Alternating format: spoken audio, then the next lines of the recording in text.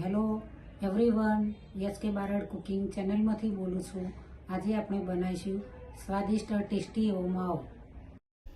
આજે આપણે બનાવીશું માવો. 1 કપ દૂધ લીધું છે. બજાર જેવો જ ઘરે માવો બનાવવાનો છે. પછી ઘી લેવાનું છે. હવે તેની અંદર 1 કપ દૂધ એડ કરીશું.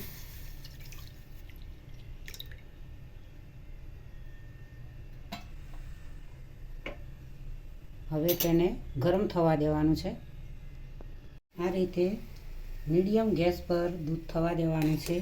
દૂધ એકદમ ઠંડુ પણ નહીં, ગરમ કરેલું પણ દૂધ નહીં, નોર્મલ દૂધ લેવાનું છે. થોડું ગરમ થવા દઈશું, ઘટ થવા દઈશું. ધીમા ગેસ પર હલાવતા જઈશું.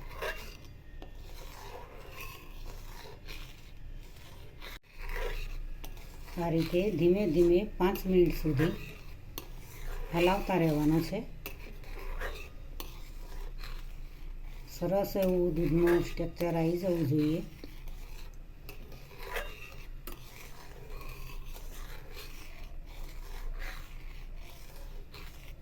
હલાવતા જઈશું તો કિનારી પરથી દૂધ ચોટે નહીં એ રીતે હલાવતા જવું ને ઉખાડતા જવું.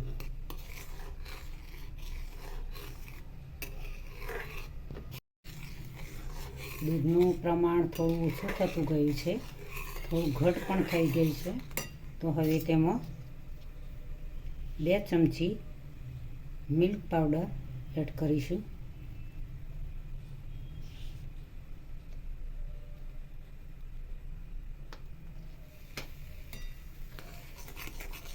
આ રીતે હલાવવાનું છે.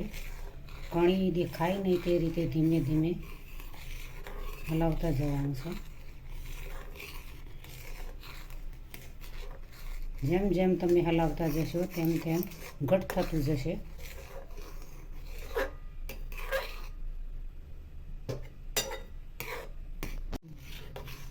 હવે 1 ચમચી ફરીથી એડ કરીશું. અને ધીમા ગેસ પર ધીમે ધીમે હલાવતા જઈશું.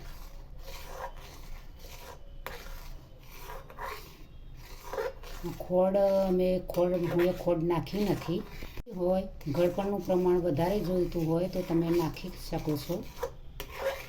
હું એક ખોડ એડ કરી નથી. કારણ કે મિલ્ક પાવડર ગળ્યો જ હોય છે.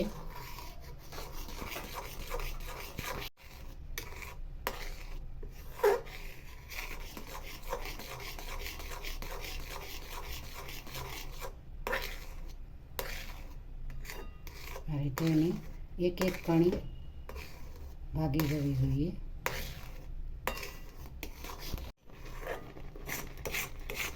આ રીતે તેનું સ્ટ્રક્ચર ધરાઈ રહે ત્યાં સુધી ધીમે ધીમે હલાવતા જવાનું છે. ઘટ પડતું જવાનું છે. સરસ એવો બજાર જેવો મસ્ત માવો બનાવવાનો છે. ઓછા ખર્ચમાં અને ઓછી મિનિટમાં તમે માવો ઘરે પણ બનાવી શકો. લાગે છે સરસ એવો મસ્ત માવો તૈયાર થવા લાગ્યો છે.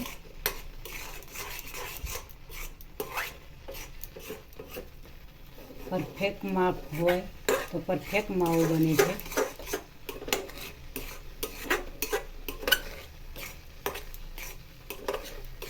અડધો કપ દૂધ હોય તો અડધો કપથી ઓછો મિલ્ક પાવડર જોઈએ. દૂધ વધારે હોય થોડો મિલ્ક પાવડર વધારે જોઈએ. તો હવે માવો તૈયાર થઈ ગયો છે.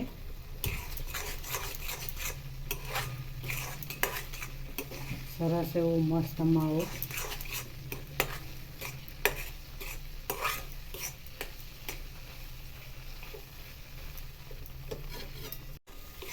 પાંચ મિનિટમાં માવો તૈયાર. એકદમ ઓછા સમયમાં સરસ એવો બજાર જેવો માવો તમે ઘરે તૈયાર કરી શકો. સરસ એવો ચોખ્ખો માવો ઘરે તમે બનાવીને ખાઈ શકો. થઈ ગયું છે. ગેસ પણ બંધ કરી દઈશું. હવે બાઉલની અંદર સર્વ કરીશું. સરસ એવો મસ્ત સ્વાદિષ્ટ એવો ટેસ્ટી માવો તૈયાર થઈ ગયો છે.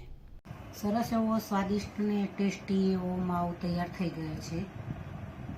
ઓછા સમયમાં અને સરળ રીતે તમે બજાર જેવો ઘરે મસ્ત રીતે માવો 5 મિનિટમાં બનાવી શકો છો. ઘરે માવો બનાવીને તમે ખાવો હોય તો ખાઈ શકો. કોઈ આઈટમ બનાવી હોય તો પણ તેમાં તમે માવાનો ઉપયોગ કરી શકો. તમે જોઈ શકો છો આ રીતે કેવો સરસ એવો સૂકો કણીદાર માવો બન્યો છે. આવો માવો ખાવાની ઘરે કેવી મજા આવે. મિત્રો, આજની રેસીપી મારી તમે તમારા મિત્રો સુધી, તમારી ફેમિલી સુધી શેર કરજો. મારી ચેનલને સબસ્ક્રાઈબ કરજો. બને તો મારા વિડીયોને લાઈક કરજો, શેર કરજો, કોમેન્ટ કરજો.